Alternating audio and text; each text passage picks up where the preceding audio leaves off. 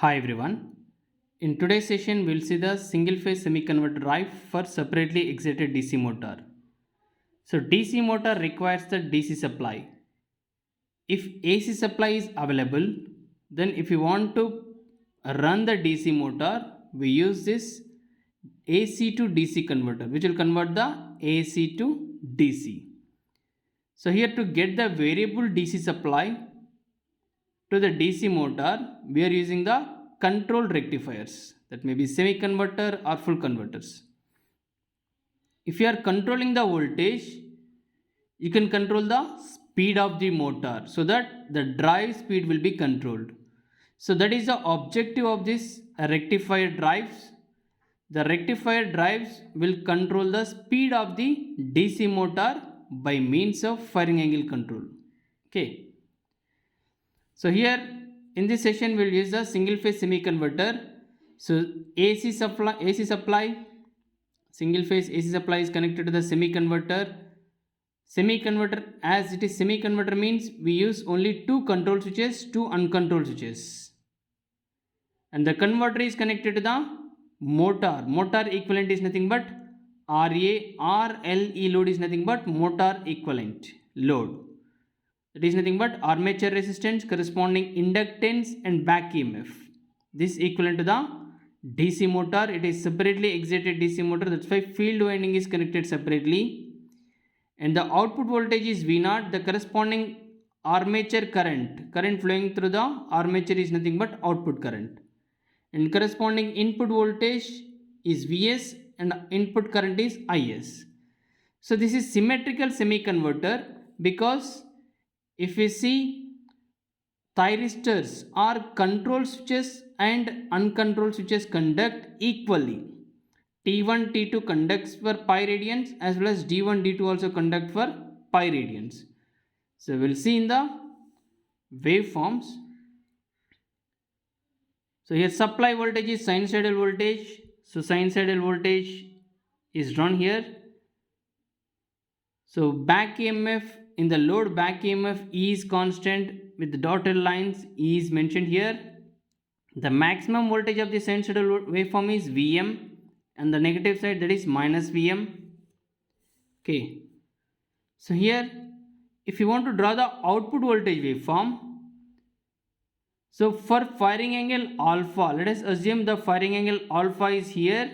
The corresponding magnitude with respect to this firing angle is greater than this E, greater than the back EMF, so that your thyristor is in forward bias, because Vs magnitude, Vs instant magnitude should be greater than the load voltage. Load is having without current also, that back EMF is there, DC voltage is there. That's why anode voltage should be more than the cathode voltage. For that, Vs instant voltage should be more than the back EMF.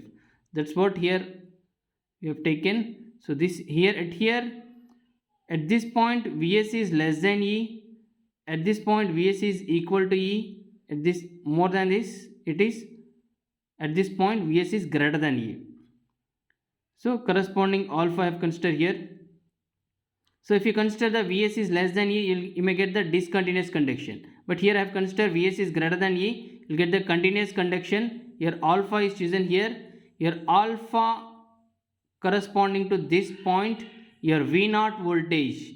V0 voltage is nothing but whenever the two switches are turned on from each leg. One switch from one leg, another switch is from another leg, you will get the output voltage. To do that, your thyristor T1 is provided the firing angle at alpha position. When it is at alpha is provided to this T1. At this point T1 is in forward bias because Vs, we are having positive voltage here. It is in forward bias, but it is in ready for conduction, but we need to provide the firing pulse for this T1.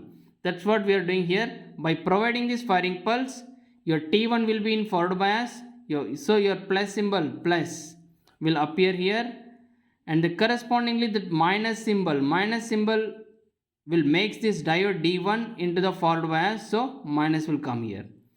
Indirectly you are getting entire source voltage will appear across the load from alpha to pi.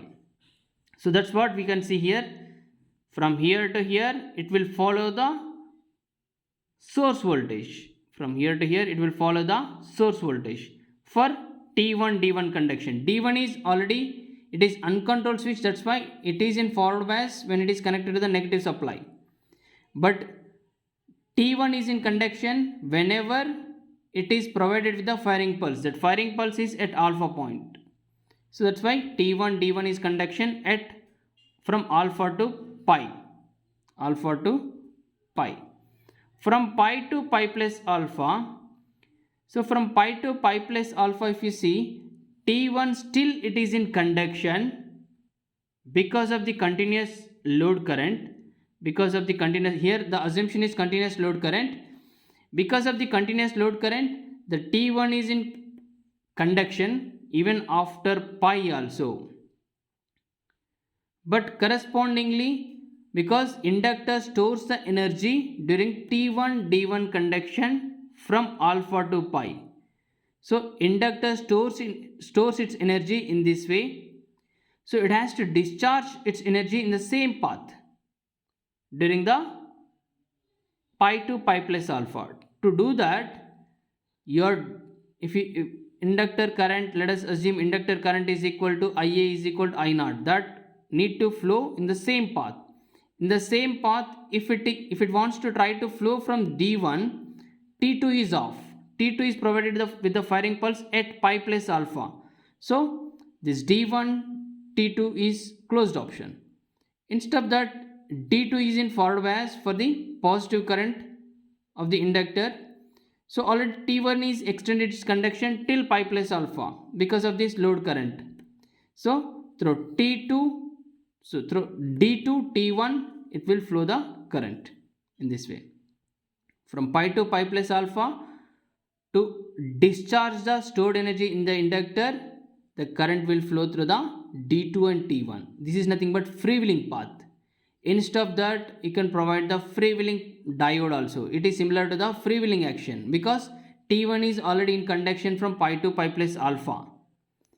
So in series with that, D2 also will come into the conduction because of the, while discharging the energy from the inductor, because that's why your current will flow in this path. During this path, the voltage across load or motor is nothing but simply it is getting short circuited, right? So the voltage is 0, but the corresponding current will decrease. Okay. So in a similar way, the second path, second half cycle, the T2 is provided with the firing pulse at pi plus alpha. After pi radians from the alpha, pi plus alpha, T2 is provided with the firing pulse. Now T2 is fired at pi plus alpha, so that T1 will be off. Now T2 along with D2, because supply is getting reversed. Supply is getting reversed means now this minus will become plus. For this plus, T2 is in forward bias, and plus will become minus. For this minus, D2 is in forward bias. T2 D2 are in forward bias, so this plus will again appear at the positive terminal and minus is appear at the down terminal. So again you will get the positive voltage. It will follow similar to the source voltage T2 D2. T2 will extend its conduction for another alpha radians, that is from 2 pi to 2 pi plus alpha, because to discharge the earlier stored energy in the inductor, it need to follow D1 T2 path. This is the freewheeling path, D1 T2 path like earlier. So when D1 T2 is short circuited, the corresponding voltage across the motor is 0. That's what here we indicated. So in this way, the waveform for one time period that will be extended for the remaining time periods. So if you take the current during the T1 D1 is turned on. Here why the current is taken up to maximum here means for the R load your maximum current is at, it will follow similar to the source voltage, only Vm by R is the maximum voltage, maximum current, right? Vm by R, that means at 90 degrees for R load, at 90 degrees you'll get the maximum current. For pure inductive load, you'll get the maximum current at 180 degrees. as it is RL load, your maximum inductor current will be between the 90 to 180 degrees. That's why your current is like this. It will charge and discharge, charge, discharge, and so on. It will be repeated. So if you see here, T1 is conducting for alpha to pi plus alpha, means that is for pi plus alpha minus alpha, pi radians. And D1 also conducting from 0 to pi. Even D2, if you take pi to 2 pi, D2 and D2 combination. So that's why the conducting periods of controlling switches as well as uncontrolling switches is same. That's why this is called the symmetrical semi-converter. And if you want to draw the source current is nothing but it is source current Is is in series with the IT1. That is nothing but current flowing through the thyristor is equal to the Is when during the positive off cycle. So during the positive off cycle, it will follow similar to the load current, because Is is equal to IT1 is equal to I0. So it is following similar to the load current during the positive off cycle. And during this period, there is no source current, because entire current is flowing through the free wheels. Free wheels means it will follow through the load only, right? So that's why the current is 0 during this period. Again, during this T2 D2 time, your plus will become minus, minus will become plus, means again here plus, and the current will flow in this direction. Okay, but this time if you see here, this is minus and this is plus, right? So this plus is flowing like this, and it is opposite to the source current. Your I0 is opposite to the source current. That's why Is is equal minus I0. Minus I0 means it will come on the negative side. Again, during the T2 D1 freewheeling period, the source current is equal to 0. There is no source current. It will completely freewheels through the load only. So in this way, the source current is drawn. And if you see here, the corresponding output voltage versus firing angle, if you take output voltage equation, if you see the output voltage equation by calculating the average voltage for this waveform, you'll get the V0 as Vm by pi into 1 plus cos alpha. All these things you might have learned in power electronic course. That's why directly I'm drawing taking the equation here. V0 is equal Vm by pi into just by applying the average voltage formula for this for this voltage waveform, that is nothing but 1 by t integral 0 to t V of t, that is nothing but Vm sin omega t into d omega t will give the V0 voltage, that is nothing but 1 by pi integral alpha to pi Vm sin omega t into d omega t. By applying that integration, you will get the Vm by pi into 1 plus cos alpha as the output voltage for continuous conduction. Okay, so by using this equation, V0 versus firing angle, if you see V0 versus firing angle for alpha is equal to 0, 1 plus cos 0, that is nothing but 2 Vm by pi is the voltage on y-axis, on x-axis firing angle. For alpha is equal 90 degrees, this cos 90 is equal 0, then you will get the Vm by pi. For alpha is equal 180 degrees, 1 minus 1, cos 180 is equal minus 1, right? So this V0 is equal 0. For firing angle alpha is equal 0 to 180 degrees, your voltage is not negative. And current of the converter, fully controlled converter or semi-converter, current of the converter always positive. In the semi-converter, for 0 to 180 degrees firing angle, your voltage is also positive. So both voltage and current are positive, means you will get the single quadrant operation, because if you take V0 on y-axis, I0 on x-axis, so this is your first quadrant, right? So you'll always get the single quadrant operation by using this semi-converter, because semi-converter will not give the negative voltage, neither negative voltage nor negative current. If any one of the voltage or current is negative, means it may enter into the other quadrant. But here in the semi-converter, both voltage and currents are always positive. If you see the voltage, it is always positive. In the converters, your current always coming out from the common cathode only, and it will enter into the common anode only. So your current also always positive. So both voltage and current is positive means it is the single quadrant, that is first quadrant converter only for the variation of firing angle between the 0 to 180 degrees. So by using this output voltage equation, omega m is equal to Eb by k pi. This is the fundamental speed equation. By using this speed equation, we can substitute this output voltage equation in this speed equation to draw the speed torque characteristics. Now indirectly what we are doing is we are trying to bring the speed in terms of firing angle. So earlier the speed equation is nothing but omega m is equal to Eb by k pi.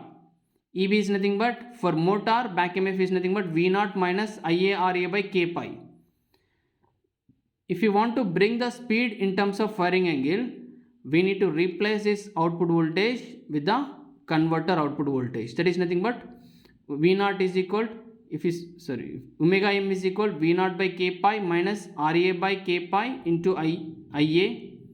If I rewrite this equation by substituting this V naught is equal Vm by pi into 1 plus cos alpha, I'll get Vm into 1 plus cos alpha by pi into k pi minus Ra by k pi into T, because your Ia for separately excited motor T is equal to k pi into Ia. Ia is nothing but T by k pi.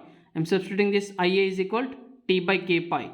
So here it will become k pi square Ra by k pi square into T, and I am substituting this V naught is equal to Vm by pi into 1 plus cos alpha by k pi.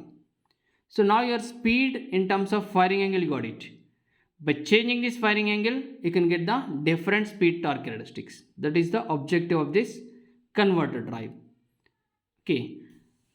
If you want to find out the no load speed omega m naught, at no load your Ia armature current or I naught current is equal to 0. That makes the torque equal to 0. By substituting this component equal to 0, you'll get Vm by pi into 1 plus cos alpha by k pi. So this is your no load speed. So if you draw the speed torque characteristics for this motor drive, it should be always in the first quadrant. Speed torque characteristics, in that speed is on y-axis, torque is on x-axis. Torque is directly proportional to the current, speed is directly proportional to the voltage. Earlier voltage versus current characteristics are here speed versus torque characteristics. For alpha is equal to 0, obviously your first term is maximum. That's why your characteristics will start from the top for alpha is equal to 0. As alpha is increasing, your characteristics will shift downward. And even though the firing angle is changing from 0 to 180 degrees also, it will not enter into the other quadrant, because your voltage is always positive with the positive current. Here omega m is directly proportional to the E, which is directly proportional to the V. V is nothing but V naught. V naught is always positive. That's why you are getting the, anyway, the speed torque characteristics for the DC motor, separately excited DC motor, is constant characteristics. The constant characteristics itself, it will shift downward for different firing angles. As you are controlling the firing angle, the speed will shift downward. And here torque is directly proportional to the armature current, or which is equal to the output current. So that's why your characteristics will always be in the first quadrant only. It is first quadrant converter. You'll get only motoring operation with the single phase semi converter. But there is a one way to bring the motor into the braking characteristics.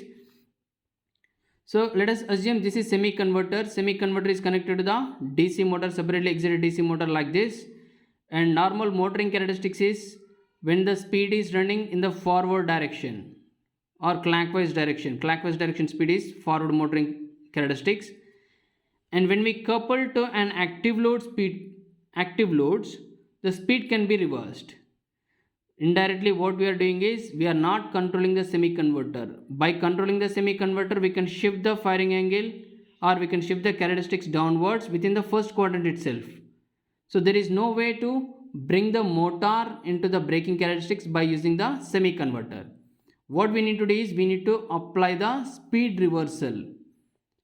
One of the methods, speed reversal methods you can apply, and you need to reverse the speed. That is nothing but, and earlier it is in for clockwise direction, means now you need to bring the motor into the anti-clockwise direction so that your motor will enter into the braking characteristics. So, but here the current is always in the same direction. The current direction will not change. Voltage direction do not change. So current is always in the positive direction only. If we reverse the speed direction, then the machine works as a generator, okay, by producing the braking torque. So that is only the method to bring the motor into the braking mode. So here, by doing like this, the generated energy cannot be transferred to the AC source, because single phase semi converter cannot allow the current or power into the source side, as this is single quadrant switch, single quadrant converter. So the generated energy during this regenerative operation need to be dissipated in the armature resistance itself. It will not be transferred to the source side. Source side means semi converter is having source, right? This is your AC. It will not be transferred to the source side. So it need to be absorbed in the armature circuit resistance itself. So that's why single phase semi converter will work in the single quadrant only. So generally converter, why we are using this converter? Converters we are using to control the speed in a smoother way. That is not achieved by using this semi converter in the braking mode. For motoring mode it is okay, but braking mode it is not achieved by controlling the firing angle. So in this controlled converter drive, you need to remember, just I am briefing here. In this control converter drive, you need to remember 4 points. One is converter power circuit diagram by connecting the corresponding motor. This converter with motor, that is nothing but drive power circuit diagram. You need to draw it properly. The corresponding source voltage and output voltage. The corresponding waveforms, you need to draw it properly. This is second step. From this waveform, the corresponding equation, voltage equation, you will get it. If you get the voltage equation, that voltage equation need to be substituted properly in this speed torque equation, the basic speed equation, so that your speed is a function of firing angle. You will get speed as a function of firing angle. The next one is speed torque characteristics. By using this speed as a firing angle alpha, you need to draw the speed torque characteristics. Power circuit diagram, waveforms, equation, speed torque characteristics. Our objective is drawing speed torque characteristics only. To draw the speed torque characteristics only, we need power circuit diagram, then only we can get the waveforms, then only we can get the voltage equation, then only we can get the speed equation. Then only we can draw the speed versus torque characteristics as a firing angle variation. Okay. Thank you all.